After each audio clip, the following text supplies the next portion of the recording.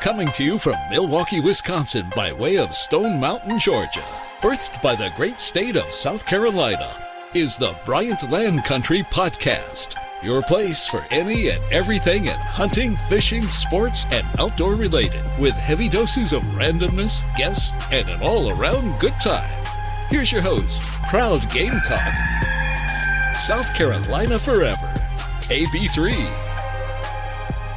All right, everybody, welcome to another episode of the Bryant Land Country Podcast. Thank you for taking the time for downloading and joining me this week. Episode number 38. 38, man. Every time I look at the numbers of these episodes and how they're continuing to climb, I just feel a little sense of pride that actually been able to keep going with this podcast. And as always, I'd like to thank you for your support. Thank you for taking the time and sharing with people and just coming in and listening to what we got going on here on the BLCP, Bryant Land Country Podcast. I'm sitting here right now. Ooh, that was a great super kick. I'm sitting here watching a little bit of NXT. Of course, I got the sound off while I'm trying to put this podcast together for y'all, but you know, I haven't watched much NXT. As you probably know from some of my past podcasts, I do love professional wrestling. I'm looking forward to seeing the folks over at AEW when they start their TV here in October. But so NXT, which is the long been called the developmental brand of the WWE, the brand where they go and they train their wrestlers and stuff, get them ready, get them right before they go to the main roster. But they, like I said, they have their TV now on Wednesday nights on USA, and I've just been sitting here looking at a little bit of it while getting ready to do the podcast, and so far so good. I might have to make it a point to check this out more regularly. I hear that the NXT brand is probably has some of the better superstars than the main Raw and SmackDown brands. So when I get a chance, I'll probably check it out some more. Anyway, moving on to what we got this week. Last week, I talked to you guys about deer season. Deer season starting in Georgia. It has already started. I've been out a couple of times. I've went out with my son. I've went out by myself. The deer are out there. They're just not moving in front of my blinds, more in front of my stands. So I just got to get out there more, get the pattern and the timing down, and basically got to be where they are. Because as I told someone today on Facebook posts, cameras don't lie, okay? You know how they say ball don't lie, cameras don't lie. The deer are out there. They are out there. I just got to get out there, get my timing down, and get out there and be with them, and hopefully I can connect with a nice arrow through both lungs. Nice little double lung shot there. So I got to get out more, trying to find the time. I tell you what, though, it's been awesome being back home in Georgia this first week and getting the chance to go out twice already, and just knowing that, you know, every week now, since I'm back down here, I will have a chance to go hunting one or two times in that week. That's just something that it's exciting. It's exciting to think about. So I'm looking forward to getting out there more. I just gotta, like I said, gotta get the timing pattern down to be out there when they are out there. So it's just a matter of time before I come on this podcast and have a story about an amazing hunt and how I closed the deal on one of those does or a nice buck, you know, out there on my property. But the one thing that I got to kind of figure out, and I've been kicking it around and I've talked to a couple of people, but I just haven't pulled the trigger, the climbing stand. I really, really want to try the climber. I really want to add the climber to my arsenal because I just feel like it will be an invaluable tool for me to be flexible, for me to be able to get out there and change strategy. Excuse me. I don't know what a strategy is, but it would be pretty cool to add it to my arsenal, to be out there, to be able to change strategy, to be able to adjust. Because right now I got a couple blinds, got a couple of stands, and, I kind of just try to figure out based on, what my cameras are telling me and what I'm seeing when I'm out on the property, walking the property. And then, there's obviously a lot of times where they're in front of the camera and you can kind of pattern them based on the camera. But there are times when I'm walking around on my property and I'm seeing seeing, drop-ins and seeing scrapes. And I just need to be able to make a quick adjustment and say, okay, hey, this deer's here, deer's there, and be able to set up on them and close the deal. But so the climber is something that, like I said, I've been kicking it around. I haven't pulled the trigger on it. I want to be proficient in it. It was what I was supposed to do over the summer. I just did not make the time to A, purchase one, B, become proficient with it. So with deer season starting, I don't know if that's something that I want to kind of fool with, but we're going to see. Because like I said, my goal this year is to get on bigger bucks after I get doe down.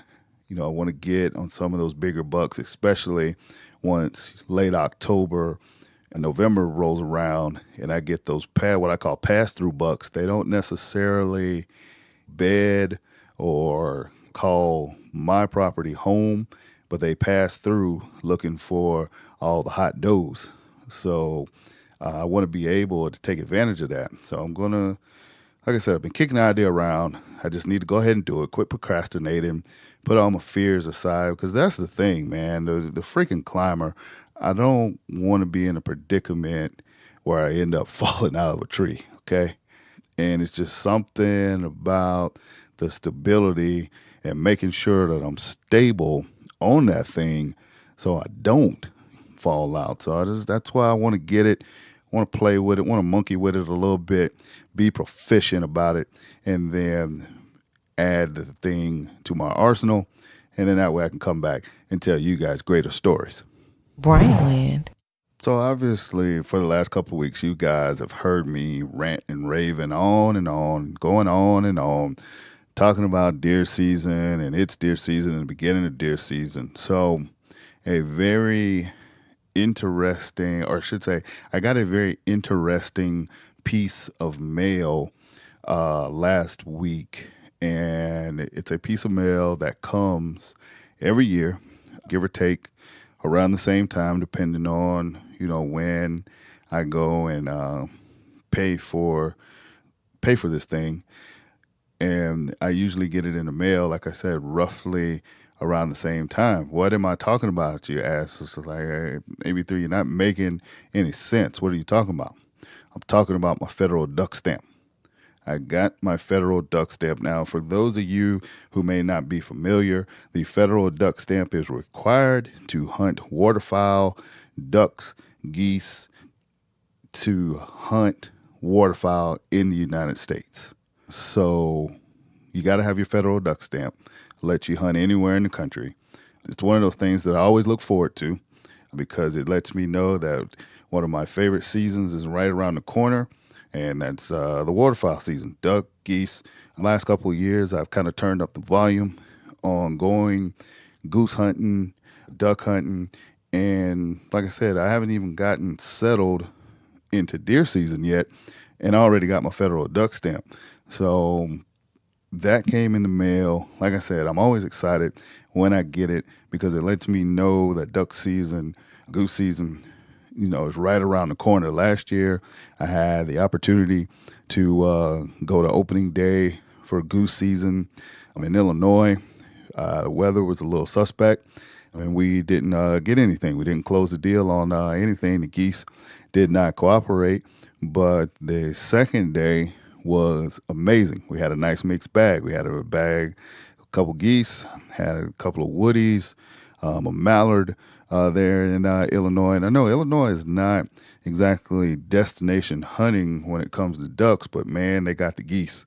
So I go out there as much as I can, knocking down the geese. There's only a two bird limit there in Illinois, so your hunt can go either really, really quickly, or depending on how many guys in the blind with you, it could take some time and you can have a good time. It just really depends on what the geese are doing that day. So with me being back in Georgia now, I'm going to really miss my guys up there in Illinois, my goose guides that I go with up there. But with the way things are, I'm going to have to try to make time to get back up there, maybe string some days together, and then see what I can find down here in Georgia. I've been looking a little bit between Georgia and South Carolina, a little bit in Alabama. Not a lot of certified guides for waterfowl, at least not nearby. And you know me, I've said it many times, I have no shame in it. I am big on outfitters and outfits because just the way the time and the way my life is set up, if you don't have time to do your proper scouting, then you might as well be pissing in the wind. So I don't have a problem or don't see the problem at all in going with an outfitter. You know, I respect the outfitters. I love the outfitting business. I think what those guys do for the sport of hunting and for sportsmen all around, I think it's wonderful.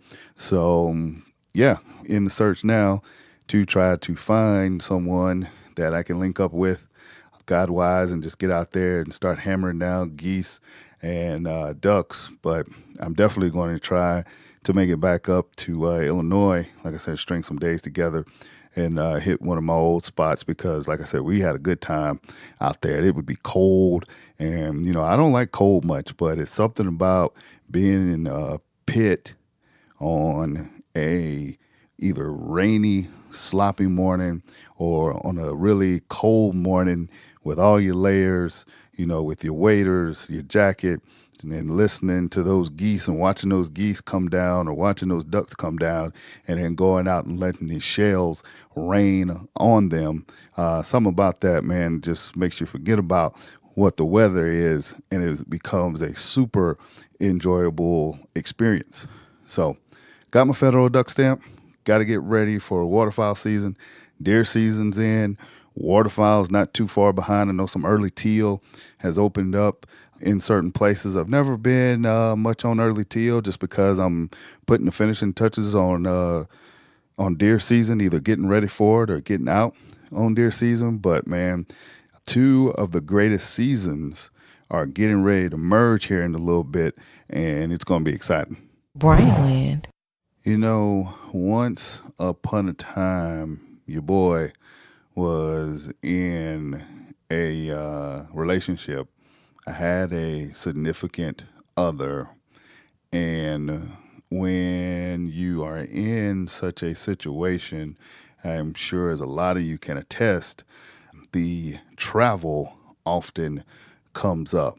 And for me, as a person who travels professionally, getting on an airplane when I am not required to be on said airplane for any kind of work purposes really doesn't appeal to me. I am not much of a social traveler, if you will. You know, I'll do some stuff with my kids, but otherwise, like I said, when I have off days or, you know, have a little bit of time off, my first go-to is not social travel.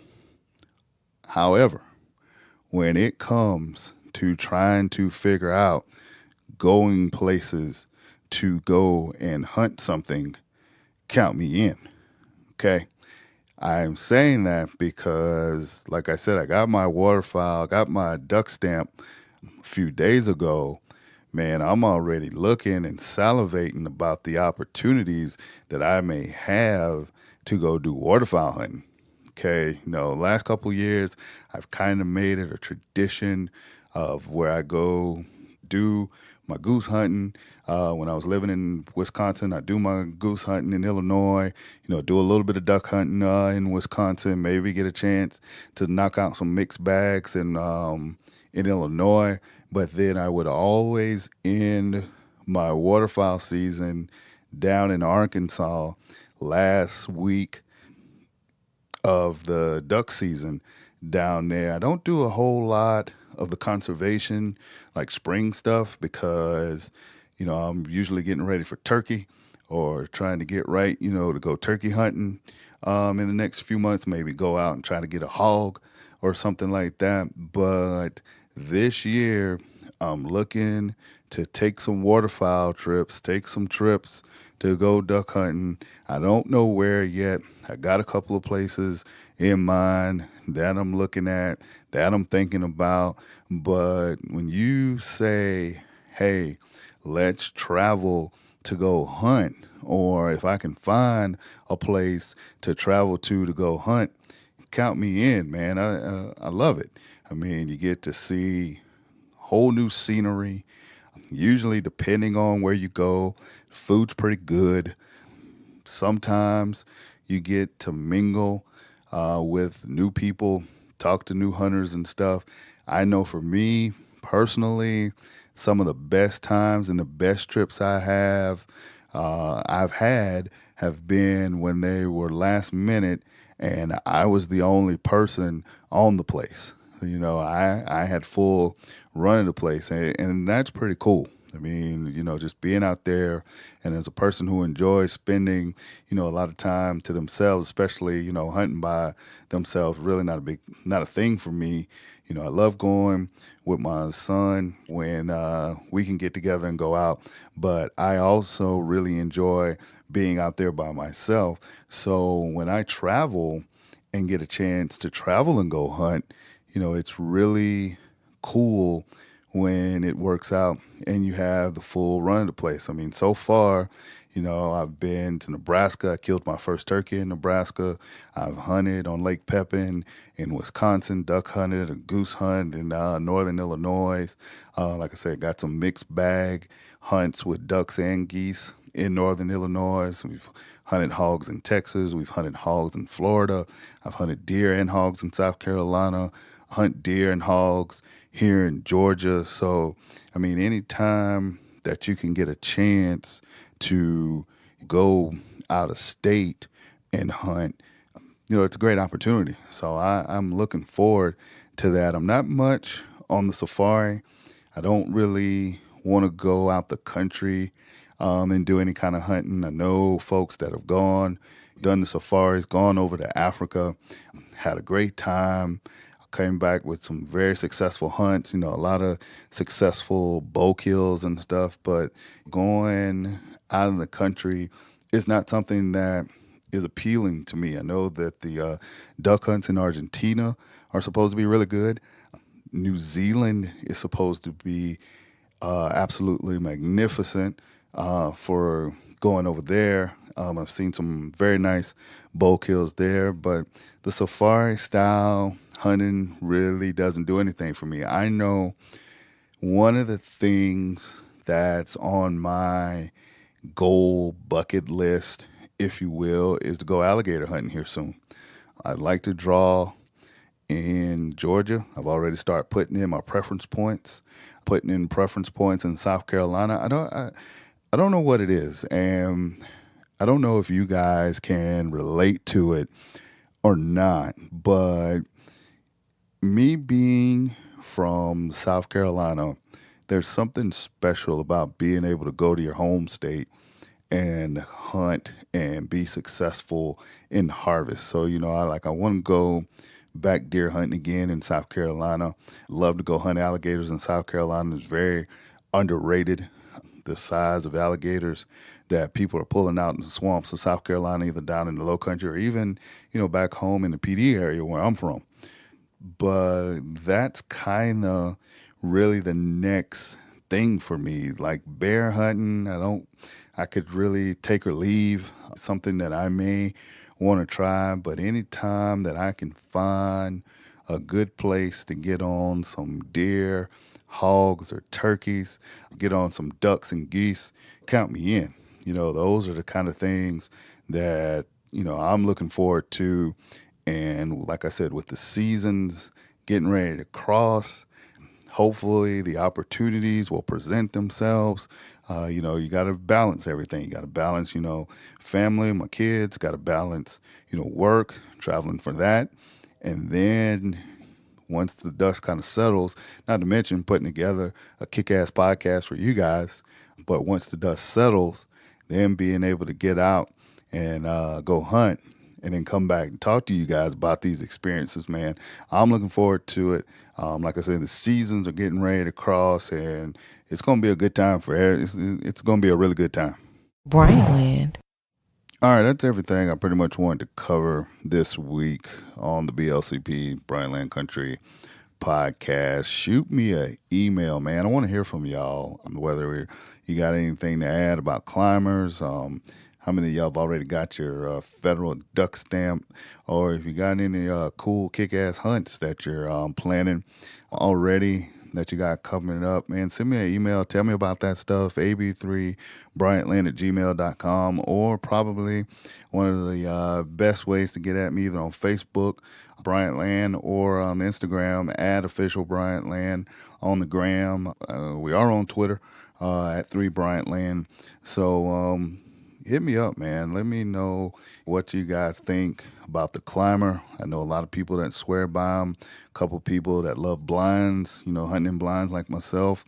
Like I said, I got my federal duck stamp, so I'm getting ready to rip into a rock and roll. I started to say rip and go, rock and roll, whatever with that. And then traveling to hunt, man. If y'all got some trips planned, some places that you're looking forward to go, man, like I said, hit me up, let me know. I've seen some pictures on Instagram already with folks putting deer on the ground. Remember to tag us in your pictures so we can, shout you out. When you get those deer on the ground, and man, we don't discriminate whether you got, big bucks, medium bucks, small bucks, does, whatever, man. Keep us in the loop with how y'all are doing out there with your deer season, man. We like seeing the pictures. We like, interacting, talking to folks on social media. We certainly appreciate your support. So, like I said, just let us know what you got going on out there. Also, before I get ready to get out of here, I just want to remind you guys, BryantLandCountry.com, the website, has everything Bryant Land, whether it's the podcast, whether it's videos that we've put together, blogs, everything, one-stop shopping, merchandise. Don't forget the merchandise. One-stop shopping for everything, every single thing Bryant Land is on the website, BryantLandCountry.com. You can't go wrong with that. Please remember on the Apple Podcast to rate and review for us. Make sure you're telling 5 people to tell 5 more people about our podcast. Man, we appreciate any kind of love, any kind of feedback. Shout out to everyone that's been, you can't call it retweeting, what is sharing our stories, sharing our posts and stuff on Instagram, man. Shout out to everybody that's taking the time to do that. We certainly appreciate you. But, man, like I said, I'm going to go ahead and get ready to get out of here. Episode 38 is in the books. Episode 39 will be here next week. And you guys make sure you're back here next week for another episode of the Bryant Land Country Podcast. Thanks for listening to the Bryant Land Country Podcast, hosted by AB3. Please leave us a positive review and 5-star rating on iTunes. Be sure to check out our podcast section on our website, BryantLandCountry.com, for previous podcasts. Check us out on Instagram @official Bryant Land and Twitter @3BryantLand. This has been an AB3 Media production. Join us next time for another edition of the Bryant Land Country Podcast.